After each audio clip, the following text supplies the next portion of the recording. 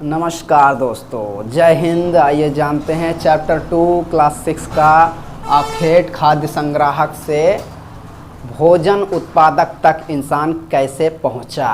पिछली वीडियो में हम बता चुके थे आप लोगों को कि आखेट और खाद्य संग्राहक से मतलब क्या होता है, मतलब इसका मतलब क्या है। पिछली वीडियो में जो बताया गया था लगभग 20 लाख साल पुराने इंसानों के बारे में कि आखिर इंसान रहते कहाँ थे, पांडुलिपि क्या थी, अभिलेख क्या था, इतिहास के बारे में हम कैसे जान सकते हैं, ये सब चीज़ें।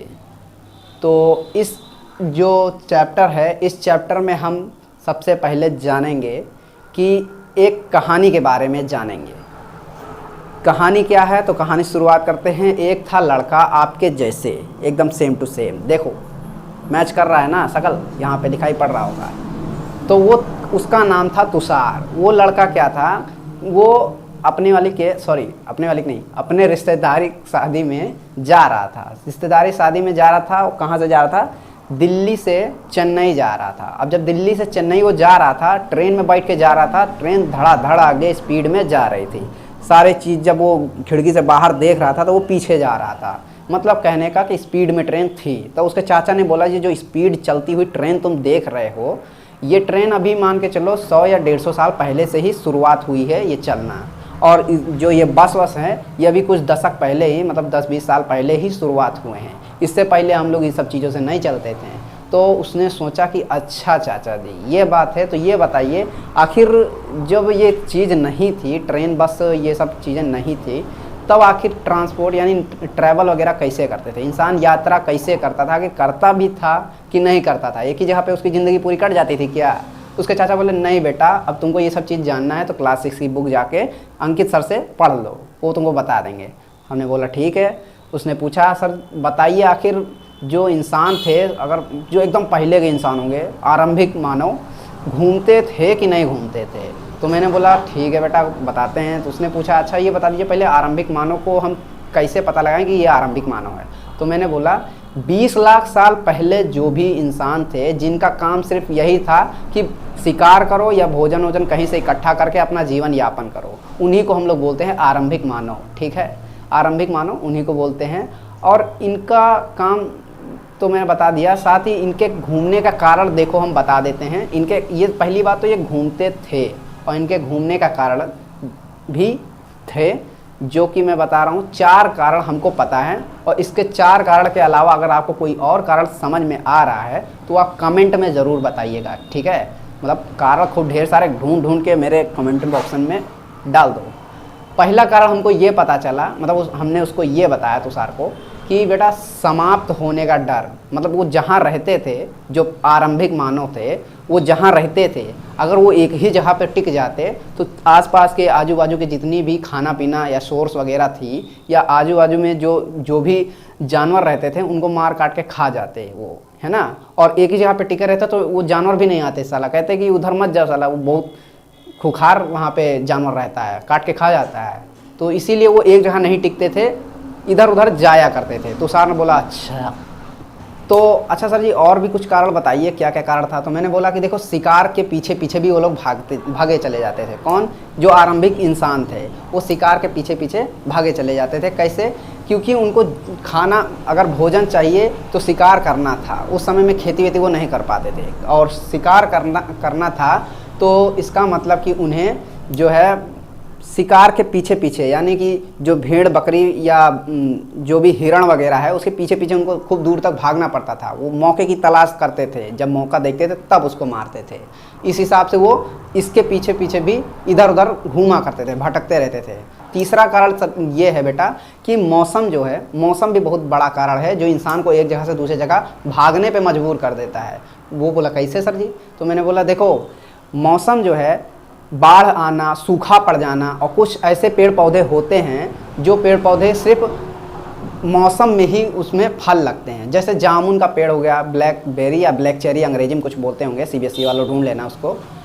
तो जामुन का पेड़ जो है वो सिर्फ बरसात में ही उसमें फल लगते हैं। तो बरसात जैसे आती होगी, उन लोग तुरंत जामुन के पेड़ को ढूंढने के लिए इधर उधर भटकना शुरू कर देते थे।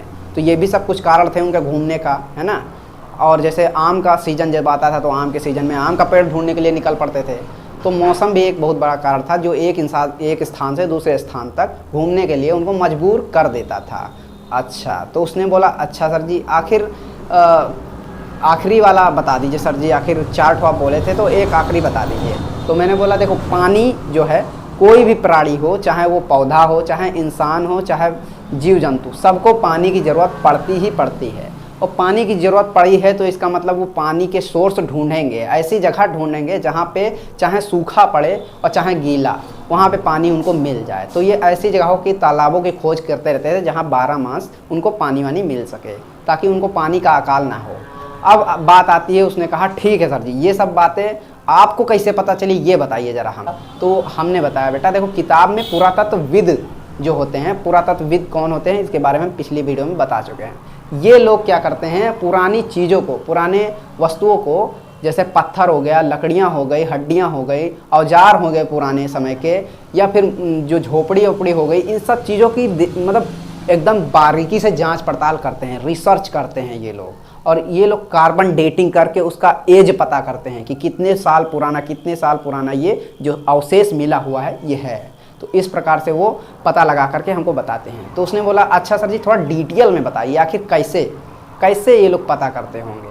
तो मैंने बोला देखो पत्थरों का उपयोग वो लोग औजार के रूप में करते होंगे, क्योंकि उस समय में लोहा का तो ज्ञान था नहीं कि तुरंत चिकना करके कोई तलवार बना के उनको दे दो और बोल दो कि जा भाई वो सामने से अगर शेर वेर आएगा तो उसके मुंह में ऐसे डाल देना, तो नहीं है ना। तो उन लोगों को पत्थर के ही औजार बनाने पड़ते थे। तो वो लोग क्या करते थे, पत्थर को कोई नुकीला पत्थर लेते और हड्डी लेते, उसके ऊपर बांध देते कस के, और बस वही हो गया उनका औजार।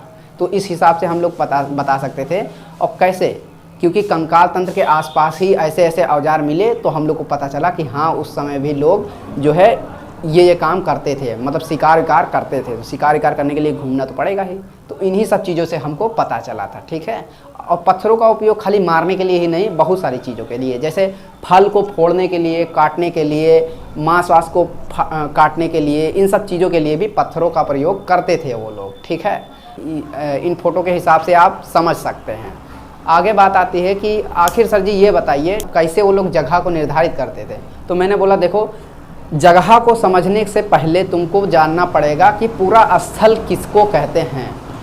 देखो बेटा पूरा स्थल उसको कहते हैं जहाँ पर भी कोई बहुत पुराना कोई वस्तु मिल जाए, उसको बोलते हैं पूरा स्थल। ठीक है, जिस स्थान पर कोई बहुत प्राचीन वस्तु मिल जाए या कोई बहुत प्राचीन औजार मिल जाए, उसको बोलते हैं पूरा स्थल। अंग्रेजी में इसको क्या बोलते हैं, धुरंधर वालों जान लो भाई, CBSE वालों, साइट बोलते हैं। ठीक है, तो साइट बोलते हैं। जैसे कि ये देखो साइट कुछ दिखाई पड़ रही हैं।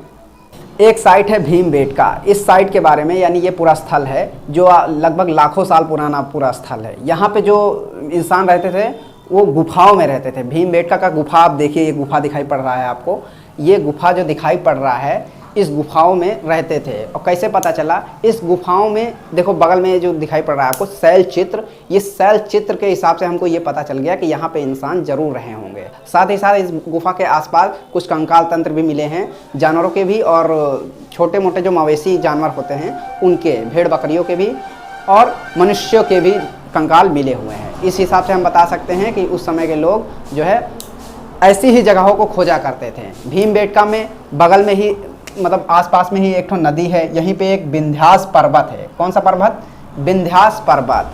और नदी कौन सा है, नर्मदा नदी। तो दोनों चीज़ याद रखना, विंध्यास पर्वत, नर्मदा नदी, और भीमबेटका यहाँ का नाम है। और इस क्षेत्र का, और ये जो क्षेत्र है मध्य प्रदेश में है। कौन से प्रदेश में, मध्य प्रदेश में। ठीक है, भारत के मध्य प्रदेश में। और जिला कौन सा पड़ जाता है यहाँ का, तो यहाँ का जिला पड़ जाता है रायसेन। इसके बारे में पूछा जाता है ज़्यादातर क्वेश्चन, इसलिए ये सारी बातें जानिए ज़रूर। ठीक है, इस सारी बातों को आप याद रखिए। तो ये रायसेन ज़िले में पड़ता है। अब बात आती है एक और साइट के बारे में, जिसके बारे में जानना आपको ज़रूरी है। इसी तरह का एक ठो इलाका और मिला है, कुरनूल। ठीक है, ये कुरनूल गुफाएँ हैं यहाँ पर तमिलनाडु में। तो ये तमिलनाडु में जो कुरनूल गुफाएँ हैं, यहाँ पर एक बहुत बढ़िया खास चीज़ मिली है जो यहाँ से पहले कहीं पे भी नहीं मिली। वो क्या चीज़ थी, तो वो थी आग की खोज, यानी आग का जो अवशेष मिला सबसे पहले यहाँ पे मिला। तो अब ये पूछेंगे कि सर जी थोड़ा डिटेल में बताइए, मतलब आग क्या यहाँ पे जल रहा था 20 लाख साल पुराने से, मतलब 20 लाख साल से?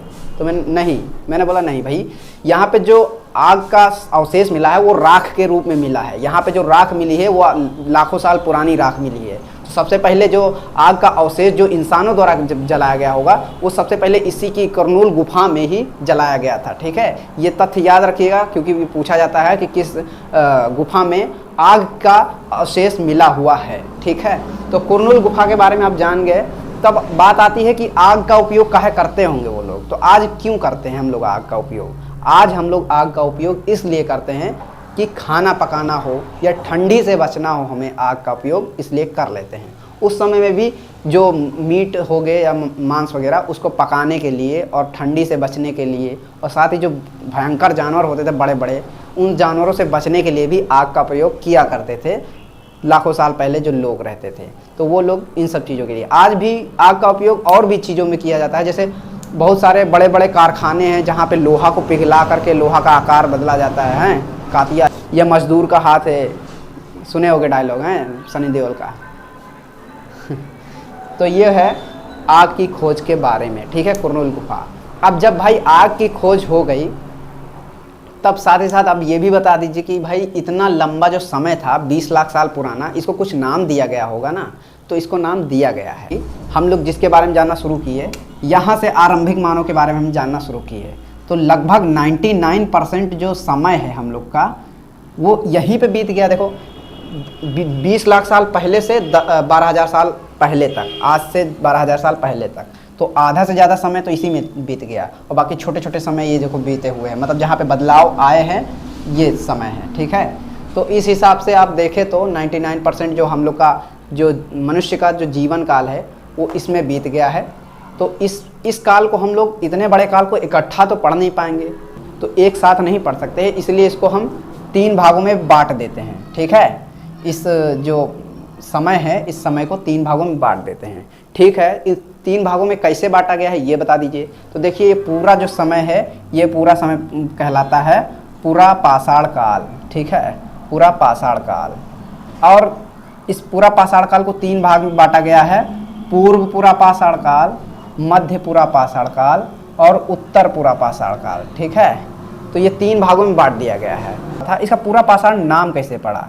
देखिए इसका पूरा पाषाण नाम कैसे पड़ा, तो इसका पूरा पाषाण नाम इस प्रकार पड़ा। पूर्व मतलब हो गया पुराना, बहुत ही प्राचीन, है ना, बहुत ही पुराना या प्राचीन। पाषाण मतलब हो गया पत्थर, पत्थर, तो बहुत ही पुराना पत्थर जिसको बोलते हैं पूरा पाषाण काल। ठीक है, पूरा पाषाण काल, काल मतलब समय। अब इस समय में क्या हुआ था, जो बहुत पुराने पत्थर थे, जो एकदम पत्थर मतलब बहुत पुराने पत्थरों के जो औजार थे वो पत्थरों के औजार भेढंगे टाइप के थे, ज़्यादा अच्छे टाइप के नहीं थे, इसलिए उसको पूरा पाषाण काल में रख दिया गया। इससे थोड़ा अच्छे टाइप का पूरा जो है पत्थर का अवशेष यहाँ पे मिलना शुरू हो गया था। इसके बाद आता है समय मध्य पाषाण काल का। मध्य पाषाण काल में कैसे, तो भाई यहाँ पे जो 12,000 साल पहले आज से लगभग मौसम में परिवर्तन कुछ होना शुरू हो गया था। मौसम में परिवर्तन कैसे हो गया था शुरू, इसके बारे में थोड़ा आगे हम बताएंगे। ठीक है आपको। अब मौसम में बदलाव जब आने शुरू हो गया तो क्या हुआ कि गर्मी पड़ने लगी ज़्यादा। बस आप इतना जानिए कि उस समय में गर्मी ज़्यादा पड़ने लगी। जब गर्मी ज़्यादा पड़ने लगी तो नदियों में और समुद्रों में जो है भाप बन के पानी ऊपर उड़ने लगा। अब भाप बन के पानी उड़ा, बादल बने, बादल के कारण वर्षा हुई, वर्षा के कारण मैदानी इलाकों में बहुत जो है घास के मैदान बनना शुरू हो गए। जब घास के मैदान ज़्यादा बड़े बड़े होने लगे तो जो घास खाने वाले जानवर थे उनकी संख्या भी बढ़ना शुरू हो गई थी। अब भाई जिन उनकी संख्या बढ़ी तो जो शिकारी थे उनके तो भाई क्या कहते हैं खजाने ही खजाने, वो खूब शिकार करे, खूब खाएं। अब कितना शिकार करे, उसी के साथ साथ वहीं पे वो लोग क्या करना शुरू कर दिए, पशुपालक भी शुरू कर दिए, पशुपालना भी शुरू कर दिया। यहाँ से शुरू हो जाता है पशुपालना। ठीक है, पशु पालना भी शुरू कर दीजिए। ठीक है, पशुपालक भी होना शुरू हो गए थे। ये कौन सा काल है, तो ये काल है नवपाषाण काल। ठीक है, नवपाषाण काल है ये। बात आती है कि ठीक है सर जी आप बताएं कि मौसम के परिवर्तन के कारण जो है कुछ जानवरों के जनसंख्या बढ़ गई और उसके कारण जो है देखिए जानवरों की जनसंख्या अपने यहाँ भारत में भी जनसंख्या इसी कारण बढ़ी हुई है, क्योंकि अपने यहाँ ना ज़्यादा ठंडी पड़ती है ना ज़्यादा गर्मी पड़ती है बढ़िया वातावरण एकदम अनुकूल रहता है, ज़्यादा ना ठंडी ना ज़्यादा गर्मी, वर्षा भी होती रहती है, कोई हर मौसम में कोई ना कोई अनाज उगता ही रहता है।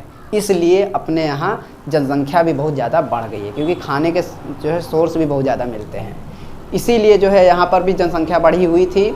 अब साथ ही साथ बात आती है कि ठीक है सर जी ये कौन सा काल था, तो ये काल था सिंधु वाला, सिंधु सभ्यता का। ठीक है, इसके बारे में आगे बताएंगे हम सिंधु सभ्यता के बारे में।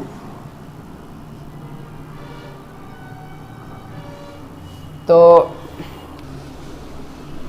इसको एक नाम और इसका है जिसको बोलते हैं माइक्रोलिथिक। माइक्रो मतलब छोटे और लिथी मतलब पत्थर। यहाँ पर जो पत्थर के औजार थे वो बहुत छोटे छोटे थे। ठीक है, छोटे छोटे पत्थर थे, पत्थर के औजार।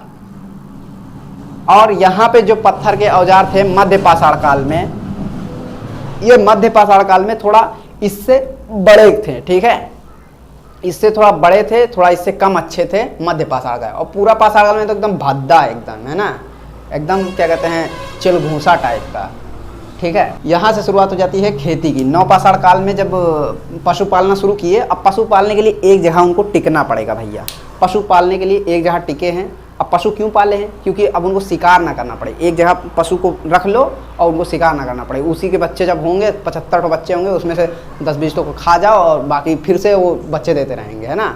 तो ये कारण था। पशु जो है चलते फिरते उनके लिए क्या थे, मतलब अगर पाल लिए तो चलते फिरते उनके लिए एक दो भंडारण बन गए, खाने के लिए, खाना का एक भंडारण हो गया उनके लिए, है ना। वहीं पे जब रुके, जब टिके पशु पालने के चक्कर में, तो वो देखे कि आसपास में जो गेहूं और जौ इन सब चीज़ों के जो पौधे थे उसके बारे में जब देखें, उसको नोच नोच के खाए जब उनको, तो मज़ा आया कुछ, हैं। तो जब देखें कि आसपास में इतने ढेर सारे हैं ये सब पेड़ वेड़, तो वो जब इसी प्रकार से 2-3 दिन और गए तो देखे कि और ढेर सारे उग रहे हैं। तो यहीं से उन लोगों को खेती करने का इंस्पिरेशन मिलना शुरू हो गया, प्रेरणा मिलना शुरू हो गया था।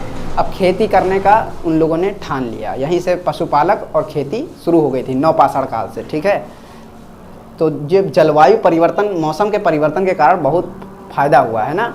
अब जब एक खेती करने लगे तो उनको एक जगह टिकना पड़ा भैया, बसने की प्रक्रिया को अपनाना पड़ा। तो ये बसना भी शुरू कर दिए, और अगर नहीं बसे होते, एक जगह नहीं टिके होते, तो इतने आगे तक हम लोग आज नहीं आ पाते। उस समय में जो बंदे थे वो बंदे एक जगह रुक करके और खेती करना शुरू किए, पशु पालना शुरू किए। धीरे धीरे उनके पास जो समय बचा उस समय को किसी दूसरे कामों में लगाते गए, और आज हम लोग हवाई जहाज़ और ट्रेन उड़ा रहे हैं, ट्रेन उड़ा नहीं चला रहे हैं। ठीक है, जब बसने की प्रक्रिया शुरू हुई तो जो पालतू जानवर थे उनके जो दांत हैं, उनके जो सींग है, वो सब छोटे होने लगे। क्यों? क्योंकि जाहिर सी बात है, अगर वो जानवर जंगल में संघर्ष करेंगे अपने खाने के प्रति, तो उनके दांत और उनके जो सींग वगैरह होंगे वो बहुत ही मजबूत, बहुत ही बड़े बड़े होंगे। अब साथ ही साथ उनके पास एक नई प्रकार के काम भी शामिल हो गए। तो आप पूछेंगे सर जी कौन कौन से नए काम उनके पास शामिल हो गए? तो उनके पास नए नए काम ये चीज़ शामिल हो गए हैं कि वो सिर्फ शिकार ही नहीं, अब उन लोगों को शिकार करने की ज़्यादा ज़रूरत भी नहीं पड़ती थी। उन लोगों को ये सोचने में बिताना था अपना जीवन कि बर्तन बनाने के बारे में सोचे, प्लेट बनाना शुरू किए, मतलब एक प्लेट के टाइप का मिट्टी का बर्तन बनाना शुरू किए। उसके बाद क्या कहते हैं, मनका वगैरह बनाना शुरू किए। मनका तो एकदम लास्ट में, मतलब घड़ा एकदम बाद में बना होगा, पहले प्लेट के जैसा बनाए होंगे, फिर उसके बाद टोकरी जैसा बनाए होंगे, फिर उसके बाद जो है मनका जैसा कुछ बनाए होंगे, है ना। मनका चित्र उसके ऊपर बना होता है, ऐसा घड़ा जिसके ऊपर कुछ डिजाइन कर दिया जाता है, मनका उसको कहते हैं। ठीक है, मन का नहीं, अपने मन का नहीं, मनका कहते हैं, मटका। स्थायी जीवन रहने का साक्ष्य जो मिला हुआ है, वो साक्ष्य कहाँ मिला हुआ है इसके बारे में जान लीजिए। सबसे पहला जो साक्ष्य मिला हुआ है हम लोग को, स्थायी जीवन का साक्ष्य। ठीक है, जो भीमबेटका में मिला था वो स्थायी जीवन का साक्ष्य नहीं था, वो था घुमक्कड़ी जीवन का साक्ष्य। ठीक है, वो खाली क्षेत्र है जम्मू कश्मीर, जो वर्तमान में जिसको जाना जाता है। ये जो क्षेत्र है बुर्ज होम इसका नाम है। ठीक है, ध्यान रखिएगा नाम, इसका नाम है बुर्ज होम। इस इलाके में मिला क्या? तो रहने का साक्ष्य, स्थायी जीवन रहने का साक्ष्य मिला। कैसे मिला? तो इस इलाके में गर्त आवास मिले। गर्त आवास किसको कहते हैं भैया? तो तो गर्तावास उसको कहते हैं ज़मीन में गड्ढा खोद करके रहना, ये गर्तावास कहलाता है। ठीक है, इससे अब ये पूछेंगे कि आखिर सर जी इस तरह से लोग रहते काहे को थे? तो इस तरह से इसलिए लोग रहते थे क्योंकि जो जम्मू कश्मीर है ये बहुत ठंडा इलाका है, यहाँ पे जो हवाएं चलती हैं बहुत ठंडी ठंडी हवाएं चलती हैं, इसलिए लोग गड्ढों में घुसकर रहते हैं। जैसे वो क्या कहते हैं, जैसे कुत्ता बिल्ली क्या होता है, खोद करके ज़मीन में और ऐसे दुबक के बैठे रहते हैं, उसी तरह से लोग भी यहाँ पे रहते थे। तो क्या होता था कि हवाएं जो होती हैं वो सीधी जाती हैं, ऐसा नहीं है कि मतलब वो ऐसे आई और देखी नीचे कोई इंसान सोया है तो उसमें कहती हैं कि ये चलो उसमें घुस के उसको ठंडी लगा के भाग जाएगा, ऐसे घुस के ऐसा नहीं होता है। वो हवाएं जो होती हैं वो जाती हैं सीधा सीधा ऊपर ऊपर निकल जाती हैं और नीचे उनको अपना ऊष्मा वो अपना बनाए रखते हैं, गर्मी बनाए रखते हैं, है ना। तो इस हिसाब से पहला जो स्रोत मिला स्थायी जीवन का वो बुर्ज होम में मिला, ये याद रखिएगा। ठीक है, कहाँ है? जम्मू कश्मीर में। अब बात आती है कि ठीक है दूसरा कोई स्रोत सर जी बता सकते हैं तो बता दीजिए। तो मैंने बोला बिल्कुल बताएंगे। मेहरगढ़ एक ठो इलाका है जहाँ पर मिला हुआ है। मेहरगढ़ कहाँ है? तो भैया मेहरगढ़ जो है यहाँ पाकिस्तान का इलाका, एक ठो ऐसे पाकिस्तान का जो शकल है मतलब थोड़ा उस टाइप में है, कुछ बोलना नहीं चाहिए यार, छोड़ो। मेहरगढ़, ये मेहरगढ़ कैसे पड़ता है? सिंधु नदी के आसपास का इलाका जो है मेहरगढ़ यहाँ पे पड़ता है। जैसे हमने सुलेमान और किरथार पहाड़ियाँ बताया था वो मेहरगढ़ के पास ही है। ठीक है, तो मेहरगढ़ में भी जीवन और मृत्यु के साक्ष्य मिले। यहाँ पे सबसे पहले गेहूं और जौ इसका उत्पादन मिला हुआ है। ठीक है, सबसे पहले गेहूं और जौ का उत्पादन मेहरगढ़ में मिला हुआ है हम लोग को ढूंढने पर। ठीक है, इंडिया के सब कॉन्टिनेंट आप जानते हैं ना, सब कॉन्टिनेंट उसको कहते हैं। जैसे इंडिया जो है चारों तरफ पहाड़ियों से घिरा हुआ है, यहाँ पे पहाड़ी हैं, ये पूरा पहाड़ी इलाका है। और इधर क्या है? इधर जो है समुद्र है। तो चारों तरफ इधर क्या है? पहाड़ है और नीचे समुद्र है। इस हिसाब से इंडिया एक अलग अपना एशिया जो होता है पूरा महाद्वीप, उप महाद्वीप, उस महाद्वीप में से अपना एक अलग स्थान बना लिया है इंडिया। मेहरगढ़ में सबसे नई चीज़ ये मिली कि कई कब्र थे वहाँ पे। एक कब्र में ऐसा था कि एक मृतक के साथ एक बकरी को भी दफना दिया गया था। संभवतः वहाँ पे ये होगा कि उस मेहरगढ़ में जो लोग दफनाने की प्रक्रिया करते थे वो लोग पूर्व जन्म के कुछ धारणाओं को मानते होंगे, इसीलिए वो बकरी को भी उस इंसान के साथ, उस बंदे के साथ दफना दिए। कुछ अन्यत्र जानकारियाँ इस चैप्टर से जुड़ी हुई हैं, जिसमें फ्रांस की गुफा में मिला ये चित्र लगभग 20,000 साल पुराना है। 20,000 से या 10,000 साल के बीच का है ये पुराना चित्र। इस चित्रों में घोड़े, गाय, भैंस, गेंडे, इन सब चीज़ों के, 12 सिंहों के, इन रंगों का लौह अयस्क और चारकोल जैसे खनिज पदार्थ से बनाया जाता है। लौह अयस्क बोले तो कुछ पत्थरों में आयरन की मात्रा होती है, यानी लोहे की कुछ मात्राएं होती हैं। ठीक है, तो इन्हीं सब जानकारियों से आई होप आपको समझ में आ गया होगा। दोबारा रिवाइंड करके ज़रूर देख लीजिएगा, क्योंकि ये सब बहुत बढ़िया क्वेश्चंस हैं जो आपको किसी भी एग्ज़ाम में मदद करा सकते हैं। इसलिए तो मिलते हैं नेक्स्ट क्लास में, तब तक के लिए जय हिंद।